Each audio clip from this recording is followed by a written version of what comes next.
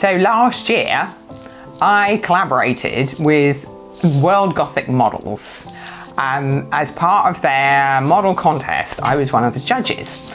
And the prize was to have a fantasy portrait of the winner painted by me.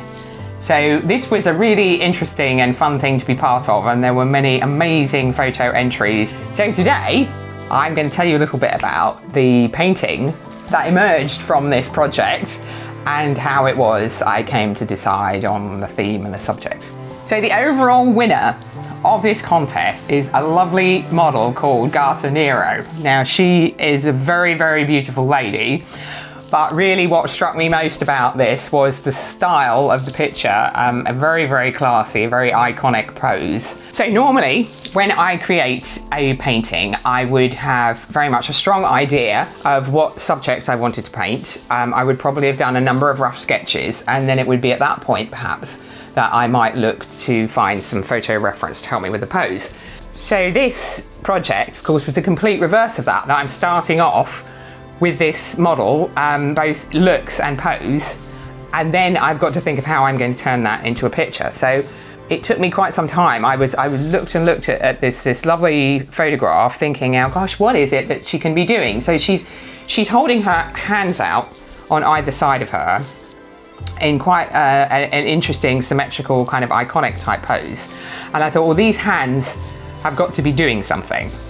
I often use circular motifs in my art to frame areas of the picture, and it just really struck me that this would work particularly well with some form of circle coming from her hands, like a magical orb, and that would frame her face. And then I thought that the theme of this picture was going to be the moon, and the moon magic, which is quite an interesting and strong theme. So here she is, she's got these sort of glowing magical symbols emanating from her hand, swirling around in a circle, and the moon, the actual moon, is seen through them behind her, just above her head. So now a long association with the moon is wolves.